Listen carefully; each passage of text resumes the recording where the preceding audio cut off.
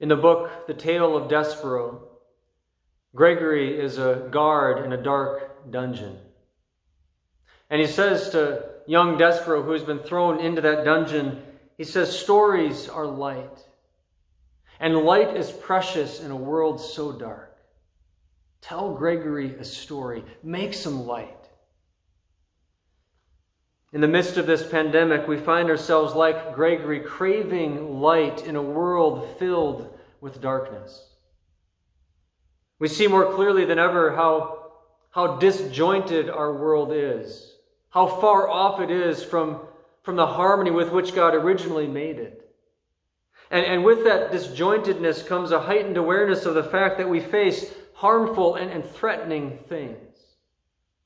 We're threatened by disease and death. We see it and face it all day long. We see it in something as simple as going to a grocery store. Something that used to be a simple task that we take for granted now feels like entering into a war zone. Everyone is wearing masks, and there's tape marking where you can stand in order to keep that 6-foot distance from others. And there's plexiglass separating the customers from the cashiers. But beyond the virus itself, we're threatened by the broader ramifications of what this pandemic entails. We're threatened by economic hardship, by financial uncertainty, by global instability. Many of us feel that our very livelihoods are at stake. Our investments have plummeted, and our jobs are not as secure as we thought they were. And beyond all of this, we continue to be threatened by a culture that is increasingly hostile to Christian values and beliefs. And so this past week, for example, I watched one of the online messages from the Together for the Gospel conference, and it was all about the moral revolution that has taken place in our culture just over the past decade.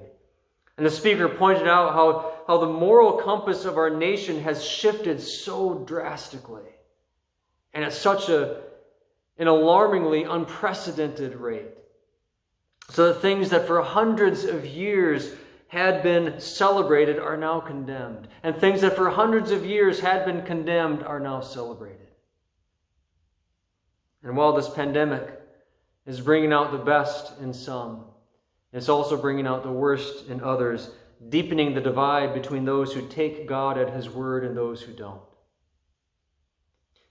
And the point in all of this is simply to say that our lives have been disturbed, that we find ourselves face to face with troubles and trials, with pains and evils that, in the words of Martin Luther, threaten to undo us. This pandemic is making us realize that life is not as safe or as comfortable as we once thought it was. Stories are light, Gregory said, and light is precious in a world so dark. In the story of Esther, if we have eyes to see it, we find a precious ray of light in the darkness.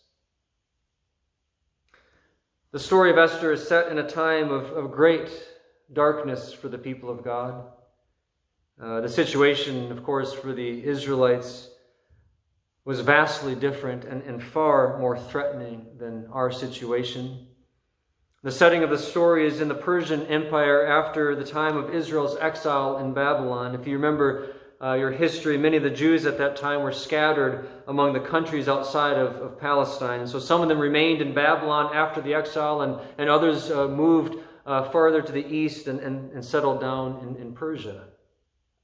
And by the time of Esther, there was this major power play between the Persians and the Greeks. And so these were sort of the two big dogs in the arena, and everybody else lived under the shadow of their power.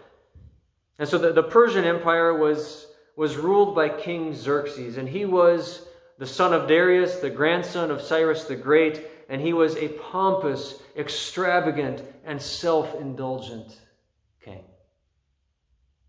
The narrator portrays him as a deeply proud and volatile man, a man given to excess and hungry for power. We're given just a little glimpse of King Xerxes' personality by the historian Herodotus. Herodotus tells a story about a time when Xerxes was planning this massive attack on the Greeks, and in order to carry out his plan, he had some engineers build some bridges across a channel of water so that his army could get across that channel into Greek territory. But after those bridges were built, a major storm came up and it destroyed the bridges, and Herodotus got so angry, and he blamed the engineers, thinking that they were, bridges were designed in a faulty way and they should have been built better. So in his anger, he had all those engineers gathered together, and then he had them decapitated.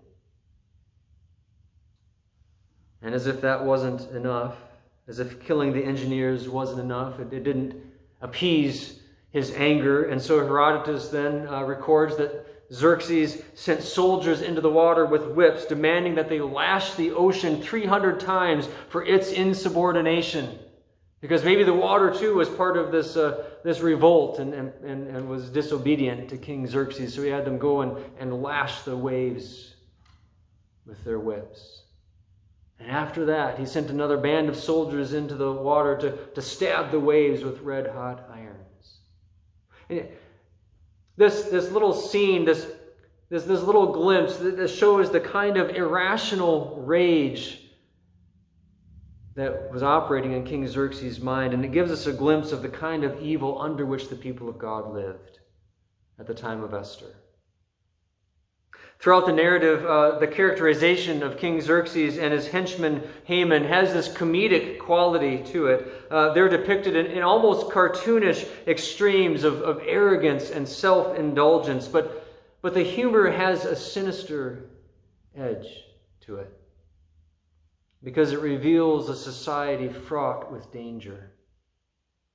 And it sends this subtle message that this world of excess and power is a dangerous and uncertain place for the Jews. And it shows how they were living in this cloud of darkness, because such a world of excess and irrational anger and evil is fertile ground for terrifying things. And as the story unfolds, we see that evil come to a head in chapters 3 and 4. King Xerxes elevates Haman to a position of highest honor, and he commands that all of the officials at the king's gate kneel down before him. Now Mordecai, by the way, he's Esther's cousin, older cousin, and so he has basically adopted Esther as his daughter, because she's an orphan, and so he's a kind of a father figure to her. And throughout the narrative, Esther is the quintessential Jew, the hero of the story, the one who is fiercely loyal to the Jewish people. And so when Mordecai hears about this command from the king to kneel down and honor Haman, who, by the way, is an Agagite, an Amalekite, and there's a long history of animosity between the Amalekites and the people and the Jewish people that goes all the way back to the command that God had given. And so when he hears about this, he continually refuses to honor Haman in that way. And Haman becomes so enraged that he decides that he's got to do something about it. But in his mind, it's not enough simply to kill Mordecai. He decides that he wants to do something far worse. And he decides that he wants to kill all of the Jews. He wants to annihilate the entire race, and to slaughter all the Jews throughout the whole kingdom of Xerxes, men and women, young and old, women and children, and all of them alike. And so he convinces King Xerxes of his plan, and so an edict is issued, and dispatches are sent to all of the king's provinces with the order to annihilate all the Jews on a certain day. And this is where we find the Jews in chapter 4 of the book of Esther. The narrator says in verse 3 that in every province to which the edict and order of the king came, there was great mourning among the Jews, with fasting, weeping, and wailing, and many lay in sackcloth and ashes. And it raises a question, doesn't it? It raises the question, well, where is God in the midst of all of this? In the midst of all the darkness and the evil, where is God? Where do we find him in the midst of this pandemic? Where do we find him among the Jews in the book of Esther? Well, some have have disparaged the book of Esther because they don't find God in it at all. Not one time in the entire book is the name of God ever mentioned. It's only one of two books in the Hebrew Bible where the name of God is not mentioned. The other one is the Song of Solomon. And so Martin Luther, for example, was so disgusted by the book of Esther that he said he wished it never existed. I don't see the book of Esther that way at all. If you read the book of Esther closely, you see God at every turn in the story. And he is somewhat hidden and veiled, which is the narrator's intention, because it makes the sovereignty of God, I think, stand out all the brighter. And so he is somewhat hidden and veiled. He is somewhat mysterious and silent, but he is there. And we see the clearest expression of it in our text in chapter 4, verses 12 through 14. And so as we turn our attention to these verses, we have to first fill in just a little bit more of the story. Earlier in the story, King Xerxes, in a fit of anger, had banished Queen Vashti from the throne. And through a series of unlikely events, Esther had been chosen to be queen. And under Mordecai's instruction, she had kept her Jewish identity hidden from the king. And sheltered in the king's palace, she had no idea that this edict to annihilate the Jews had been given. She hadn't heard. She didn't know that the order was sent out. And she found out about it from Mordecai, who told her to go into the king's presence to beg for mercy and plead with him for her people. And Esther responded by saying that to do so would put herself in grave danger, because no one was allowed to approach the king without being summoned, and anyone who did so would be put to death unless the king extended his gold scepter to spare them. And what's more, Esther says, the king hasn't called for me in 30 days. He doesn't seem to have any interest in me anymore, and so it's highly unlikely that if I would go to him without being summoned, that he would spare me. And then we read in verses 12 to 14 of chapter 4 that when Esther's words were reported to Mordecai, he sent back this answer: "Do not think that because you are in the king's house, you alone of all the Jews will escape. For if you remain silent at this time, relief and deliverance will come from another place for the Jews, but you and your father's family will perish. And who knows but that you have come to your royal position for such a time as this." Now this is a deeply significant speech, both from a theological and from a narrative analysis perspective, and I don't have time to delve into the details of the narrative analysis, but we see that these are loaded words. And we can draw from these words in Mordecai's speech, we can draw from them three deep theological truths. And so that the first theological truth in these words of Mordecai is that God's sovereign purpose for the good of his people cannot be thwarted. God's sovereign purpose for the good of his people cannot be thwarted. Mordecai says to Esther, "If you remain silent at this time, then relief and deliverance for the Jews will arise from another place." And in Jewish tradition, that word place was one of the surrogates used for God's name. And so this is as close as the book of Esther gets to an explicit reference to God. You see, Mordecai knows the promise of God throughout redemptive history. He knows that God has made a covenant with his people, a promise that he will be their God and they will be his people forever. And so he believes that if Esther does not step up to intervene, that God will raise up another means to deliver his people, even if it's only a remnant. He believes that it can't happen, that the entire Jewish people will be completely annihilated, because he trusts in the promise of God and God's plan to preserve his people. And he believes that plan will not and cannot be derailed. God's sovereign purpose for the good of his people cannot be thwarted. That's the first theological truth. The second theological truth in Mordecai's words is that God accomplishes his sovereign purpose through human agency.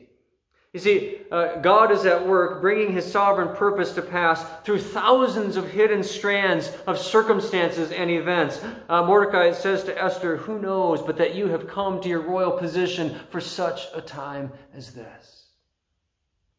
You see, Mordecai here, he puts into words what is woven throughout the entire book of Esther, if only we have eyes to see it. And that is this, that in the midst of evil and threat, God is at work for the good of his people in 1,000 different ways that we can't see or understand or comprehend. He is weaving together a picture of his sovereign purpose through countless strands of seemingly unrelated and sometimes seemingly contradictory things. You see, God has been orchestrating and arranging all of the events in Esther's life leading up to this one moment. He was there in King Xerxes' drunken anger, which moved him to banish Queen Vashti from the throne. And he was there in the empire-wide search for beautiful young virgins, moving minds and wills to select Esther as one of the candidates to be queen. And he was there in the harem arranging the events so that Esther was the one who won the king's favor. And he was there at the king's gate, arranging events in just the right way and at just the right time so that Mordecai just so happened to be there when these two officials of the king were plotting the king's assassination. And he was there, moving Mordecai to report this incident to Esther, who reported it to the king. And he was there behind the chronicler's pen, moving him to record that Mordecai's testimony saved the king that day. He was there in the palace, allowing Esther's Jewish identity to remain hidden until just the right time, when everything would come together at just the right way and at just the right moment so that the revelation of her identity would be the most effective. He was there on a vast stage of world history, ordering all of the world's political events, shaping kingdoms and nations and empires and rulers and kings, and bringing it all together at just the right time and in just the right way to coincide with this very moment to display his glory through the preservation of his people. God was there at every single turn. Who knows but that you have come to your royal position for such a time as this? In other words, might it be, Mordecai says, might it be that it's not just the luck of the draw or your pretty face that has brought you from orphan to queen? Might it be that it's no mere coincidence that our threat of genocide coincides with your royal position? Might it be that there is an almighty God arranging things unseen? Might it be that behind the veil of an uncertain world is a sovereign deity who is writing the script for our good and for his glory? Might it be that the best that we can do is to play our part and watch the beauty of his purpose unfold in its time? Who knows but that you have come to your royal position for such a time as this?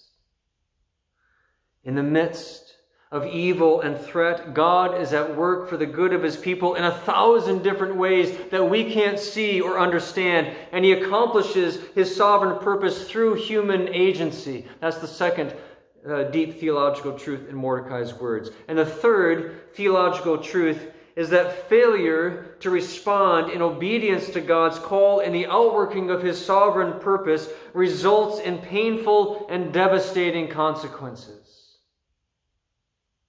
If you remain silent at this time, Mordecai says to Esther, then relief and deliverance for the Jews will arise from another place. But notice how he doesn't end there. Notice what he says next. So again, that first statement indicating, God is sovereign, his purpose can't be thwarted. But he says this, but you and your father's family will perish.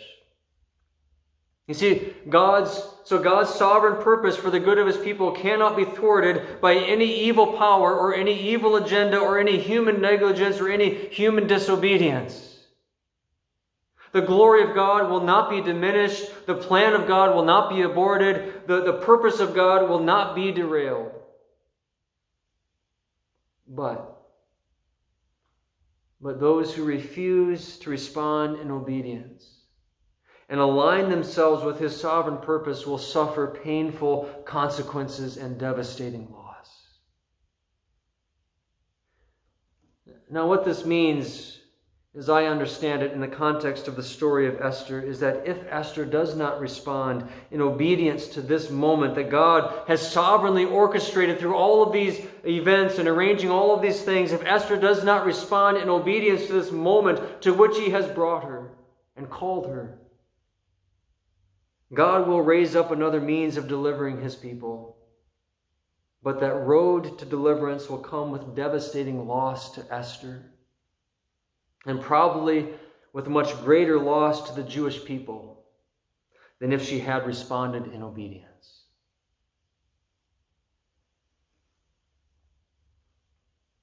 And so failure to respond in obedience to God's call in the outworking of his sovereign purpose results in painful and devastating consequences.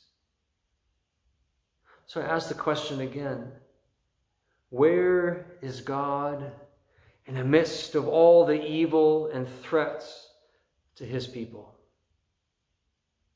Well, in the story of Esther, we see God at every turn. We see God at work in his silently sovereign ways, weaving together 1,000 different strands surrounding Esther's existence, and bring them all together at just the right way and at just the right time for such a time as this, for this one defining moment. We see that God is at work for the good of his people, and the whole story of Esther's life has been written all along by the sovereign hand of God, weaving together the scenery in subtle ways and working behind the scenes to make it one page in the bigger story of God's deliverance of his people.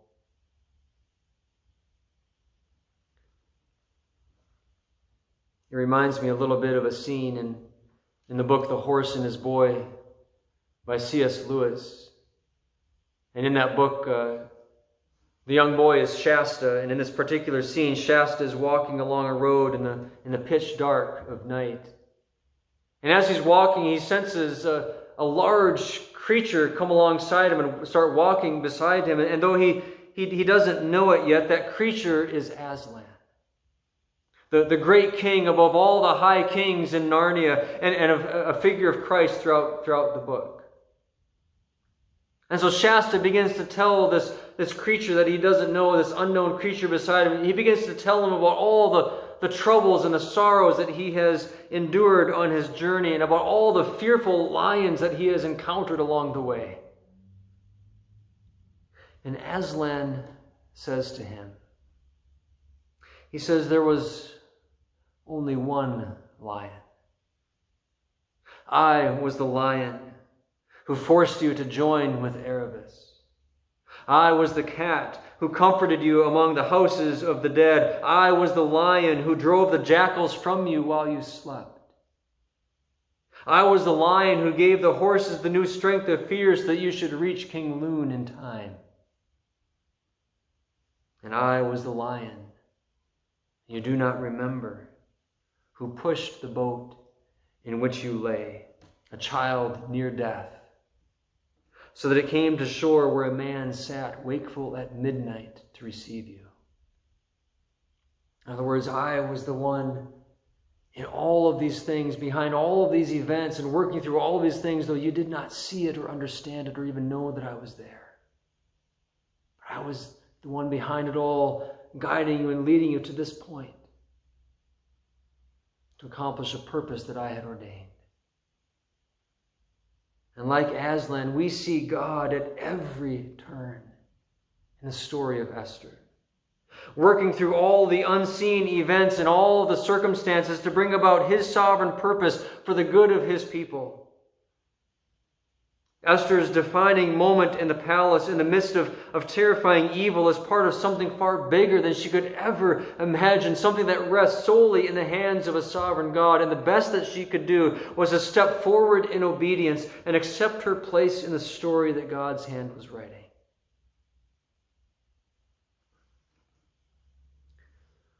And as it was for Esther and the Jewish people at the time of the Persian Empire and the threat of genocide surrounding them,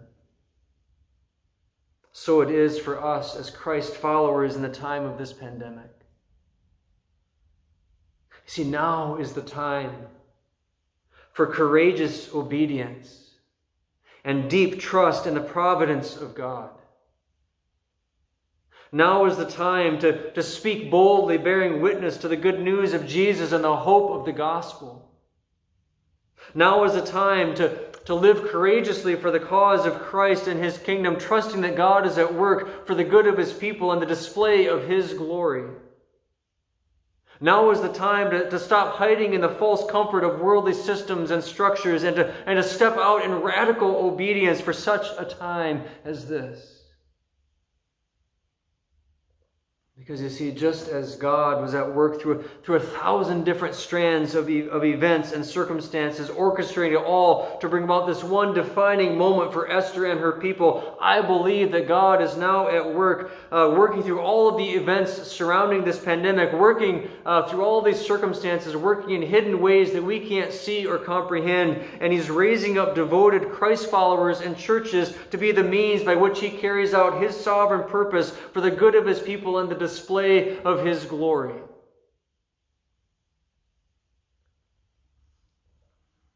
For such a time as this, God is at work. God is calling the church and Christ's followers to step out in obedience.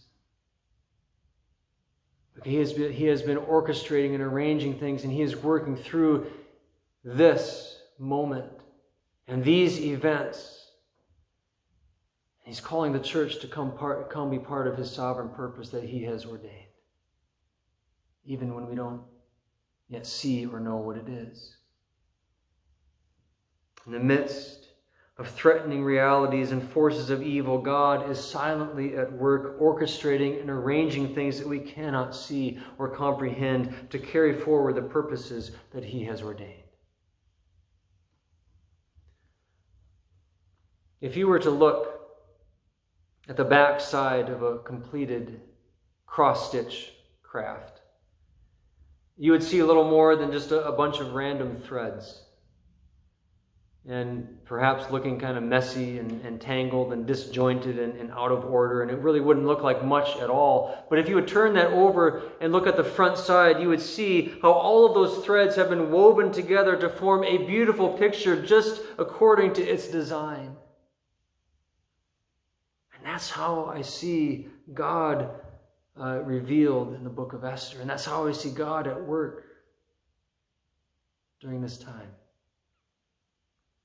You see, this pandemic is not some random evil that is inflicting us. It is a strand in God's sovereign purpose for the good of His people. And He's calling us as Christ followers to be part of His sovereign purpose, even if we can't yet see or understand what it is. He's calling us to step up and to follow in obedience, to leave behind the intoxicating fumes of things that fail to satisfy, and to play our part in the beautiful picture that He is creating for our good and for His glory.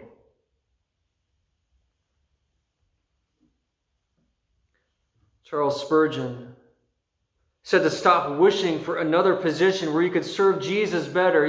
To stop saying that if only I was in a different vocation, if only I was at a different place in life, if only I was, had a different role, if only I was different this or that, then I could serve the kingdom better. I could be a better kingdom servant. I could do more for Jesus. He says, stop saying that, stop wishing for those things, and stop talking that way. He says it doesn't matter if you're at the king's gate dressed in rags or if you're sitting on the queen's throne in the palace. God has something for you to do wherever you are. And all that is needed is for us to say, "Here am I, send me." And as Spurgeon put it, you shall see things which you dare not expect. You see, if we knew even a fraction of the glory in God's sovereign purpose for the good of his people, if we knew even a fraction of the glory of what he had in mind for his people, what he's orchestrating and bringing about, then we would throw ourselves before his feet in repentance of our half-hearted ways and say, here am I, let me be even just one letter on the page of your great story, because this is something so much greater than I could ever concoct on my own. Let me just be part of it in some small way for something far more beautiful than I could ever imagine. We can't even begin to imagine what great purpose God has ordained for this particular moment, what kind of picture he is weaving, and what kind of story he is telling through this pandemic. The best we can do is to follow in hopeful trust and obedience and accept our place in the story, trusting that it is something beautiful and good. In the midst of evil that threatens God's people, the message in Esther is that God is still on the throne. And he is writing a story.